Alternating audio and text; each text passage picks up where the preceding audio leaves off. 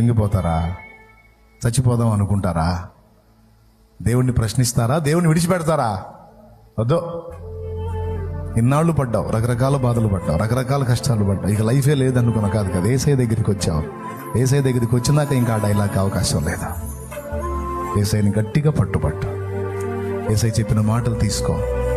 నీకు అనుమతించిన కష్టాలన్నీ కూడా నిన్ను మెత్తన చేయటానికి, నిన్ను సరి చేయటానికి, చక్కదిద్దటానికి, నూతన పరచడానికి, నిత్య బహుమానానికి నిన్ను సిద్ధపరచడానికి రప్పించాడు. కానీ నీ మీద పగబట్టి కాదు.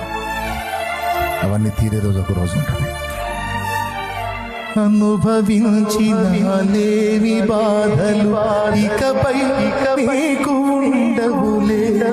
అక్కరలో ఉన్న వారికి నీవే మేలు చేసేవులే. అనుభవించిన లేవి బాధలు ఇకపై నీకు ఉండవులే. అక్కరలో ఉన్న వారికి నీవే మేలు చేసేవులే.